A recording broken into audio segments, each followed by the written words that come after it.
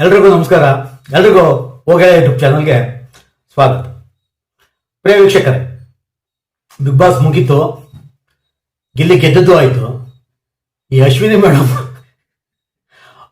Madam ಅವ್ರಿಗೆ ತುಂಬಾ ಹೊಟ್ಟೆವರಿ ಬಂದ್ಬಿಟ್ಟಿದೆ, ಜಲಸಿ ಬಂದ್ಬಿಟ್ಟಿದೆ. ಯಪ್ಪ ಎಮ್ಮಂಗೆ ಅಲ್ಲ, ಈಗ ಬಿಗ್ ಬಾಸ್ ಮುಗೀತು, ಮುಗಿದಾಗೋಯ್ತು, ಈ ಹೊರಗಡೆ ಬಂದ್ಬಿಟ್ಟಿದ್ದಾರೆ. ಇನ್ನೂ ಆ ಫೀಲಿಂದ ಇನ್ನೂ ಹೊರಗಡೆ ಬಂದಿಲ್ಲ ಅಶ್ವಿನಿ ಅವರು. ಇರ್ಲಿ, ಅದಿರ್ಲಿ. ಅದಕ್ಕಿಂತ ಹೆಚ್ಚಾಗಿ ನಾನೊಂದು ಇನ್ಸ್ಟಾಗ್ರಾಮ್ ಅಲ್ಲಿ ಒಂದು ರೀಲ್ ನೋಡಿದೆ ಫ್ರೆಂಡ್ಸ್.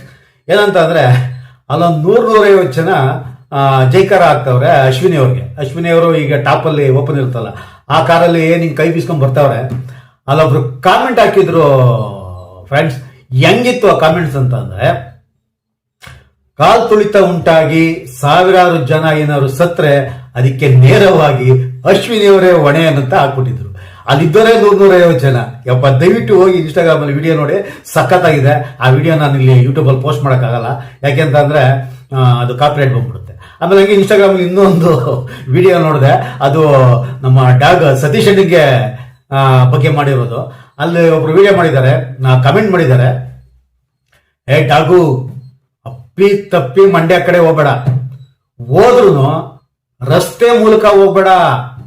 ಯಾರೋ ಹೆಲಿಕಾಪ್ಟರ್ ಕೊಟ್ಟವ್ರೆ, 3 ದಿವಸ ಫ್ರೀಯಾಗಿ ಕೊಡ್ತಾರೆ ಅಂತಾರಲ್ಲ, ಅಂತಿದೆಯಲ್ವಾ, ಆ ಹೆಲಿಕಾಪ್ಟರ್ ಅಲ್ಲೇ ಆಕಾಶದಲ್ಲಿ ಹೋಗ್ಬಿಟ್ಟು ಆಕಾಶದಲ್ಲೇ ಬೆಗ್ದು ತಲ್ಕೊಬಿಡು.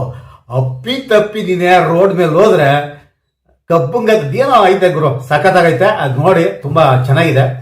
ಇದ್ರ ಮಧ್ಯೆ ಧ್ರುವಂತು ಈ ರ್ಯಾಲಿ ನೋಡಿ ಯಾರೋ ನಮ್ಮ ಗಿಲ್ಲಿ ಬಾಸ್ಗೆ ಇರೋ ಕ್ರೇಜ್ ನೋಡ್ಬಿಟ್ಟು ಅವ್ನು ಸ್ವಲ್ಪ ಶೇಕ್ ಆಗ್ಬಿಟ್ಟು ಅವನು ನೀಟಾಗಿ ಮಾತಾಡ್ಬಿಟ್ಟವನೆ. ಗಿಲ್ಲಿ ಅವರು ಚೆನ್ನಾಗಿ ಆಡಿದ್ದಾರೆ, ಅವ್ರಿಗೆ ದೇವರು ಒಳ್ಳೇದು ಮಾಡಲಿ, ತುಂಬಾ ಅಪಾರವಾದ ಜನಪ್ರಿಯತೆ ಗಳಿಸ್ಬಿಟ್ಟಿದ್ದಾರೆ, ಅದನ್ನ ಅವ್ರು ಉಳಿಸ್ಕೊಂಡು ಹೋಗ್ಬೇಕು, ಹಾಗೆ ಹೀಗೆ ಅಂತ ಹೊರಗಡೆ ಡೈಲಾಗ್ ಆಗ್ಬಿಟ್ಟವನೆ. ಒಳಗಡೆ ಏನೋ ಒಂದು ಮನಸ್ಸಲ್ಲಿ ಏನಿತ್ತೋ ಗೊತ್ತಿಲ್ಲ.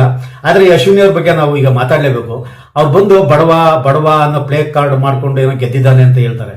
ಅಲ್ಲ ರೀ, ಬಡವ್ರ ಮಕ್ಕಳು ಗೆಲ್ಲಿ ಅನ್ನೋದು ನಮಗೂ ಆಸೆ. ಅವ್ನು ಬರೀ ಬಡವ ಆಗಿದ್ರೆ ಗೆಲ್ಲೋದು ಬೇಡ, ಯಾಕೆಂದ್ರೆ ಬಡವರೇ ಜಾಸ್ತಿ ಇದ್ದೀವಲ್ಲ, ನಮ್ಮ ಸಂಖ್ಯೆ ಜಾಸ್ತಿನೇ ಇರಲಿ. ಆದ್ರೆ ಅವ್ನ ಪ್ರತಿಭಾವ ಅಂತ ಅನ್ನೋದು ನಿಮ್ಗೆ ಗೊತ್ತಿಲ್ವೇನ್ರಿ?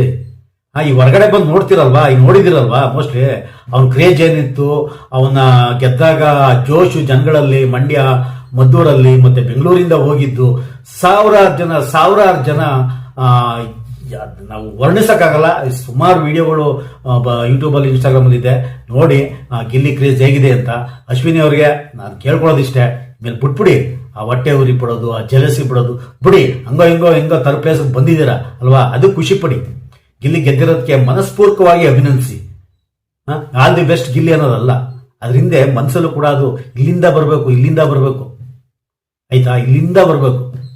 ಸುಮ್ಮನೆ ಇಲ್ಲಿಂದ ಬಂದ್ರೆ ಏನು ಪ್ರಯೋಜನ ಇಲ್ಲ. 150 ಜನ ಇಲ್ಲ, 100 ಜನ ಇಲ್ಲ, ಅಲ್ಲಿ ಬೇರೆ ಏನ್ ಹಿಂಗ್ ಮಾಡ್ಕೊ ಹೋಯ್ತಾ ಇದೀರಿ ಅಂದ್ರೆ, ಅಯ್ಯಪ್ಪ ಅದೇನ್ ಹೇಳ್ಬೇಕು ಅಂತ ನನಗಂತೂ ಗೊತ್ತಿಲ್ಲ. ಹಿಂಗೆ ಈ ತರ ವಿಡಿಯೋಗಳು ತುಂಬಾ ಓಡಾಡ್ತಾ ಇದೆ ಇನ್ಸ್ಟಾಗ್ರಾಮ್ಗಳಲ್ಲಿ, ನೋಡಿ ಎಂಜಾಯ್ ಮಾಡಿ. ಹಾಗೆ ನಾನು ಸಬ್ಸ್ಕ್ರೈಬ್ ಮಾಡ್ಕೊಳ್ಳಿ ನನ್ನ ಚಾನಲ್ನ ದಯವಿಟ್ಟು. ನಮಗೂ ಸ್ವಲ್ಪ ಹಂಗೆ ಸ್ವಲ್ಪ ಸಪೋರ್ಟ್ ಮಾಡಿ ಗೆಳೆಯರೇ. Thank you. ನೋಡಿದ್ದಕ್ಕಾಗಿ ಧನ್ಯವಾದಗಳು.